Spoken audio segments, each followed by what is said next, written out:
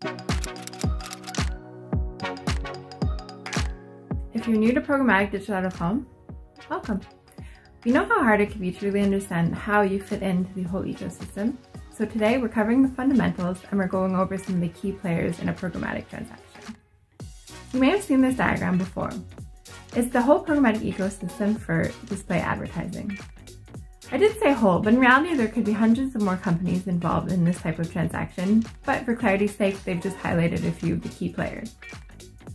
It shows all the different types of companies and technologies that are involved in programmatic transactions, and as you can see, there's quite a few.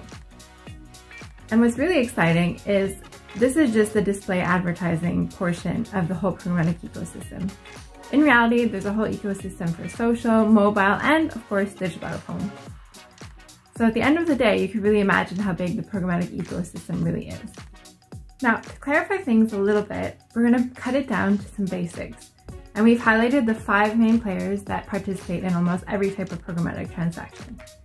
This will be the same whether you're in display advertising or digital out of home like we are.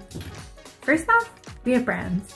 These are companies that you're familiar with, and it's basically anybody who has a product or service to sell. They're the ones who kind of trigger the entire campaign because they have a marketing goal to meet. These goals can either be brand awareness, increasing sales, or foot traffic to their stores. At the end of the day, the campaign is set to help them reach their business goals. Next, we have agencies, and these are marketing and media buying professionals that take the campaign goals that were established by the brand and turn them into strategic campaigns.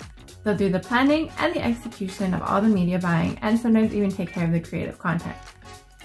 I will mention that for smaller brands, this is sometimes done in-house via their marketing team, but often they will have a specific media buyer involved. Next up, we have the DSP, which is the demand-side platform. This is the first piece of technology we're chatting about today and is an important piece of a programmatic transaction. It's essentially a catalog of all the inventory available, as well as a booking system where buyers can input the variables for their campaign. They could set their budget, their desired CPM, as well as what type of inventory or audience they're looking for. What's great about DSPs is it allows campaigns to be really self-serve, and they could be set up and changed very quickly depending on business goals. Now we have the SSP, the supply side platform, which is the other piece of technology that's very important in a programmatic transaction. It's where inventory details and availability is stored and kept up to date. Publishers can also use this platform to set their own campaign parameters, so something like floor price, or if they have any restrictions on the brands that they're able to work with. An example of a digital out of home SSP is of course our very own Broadsign Reach. This is where all our publisher partners' inventory details are stored and kept up to date. In particular, they're connected directly to the CMS, which makes sure that real-time information is being sent to the buyers so they know exactly which inventory is available and what they can buy.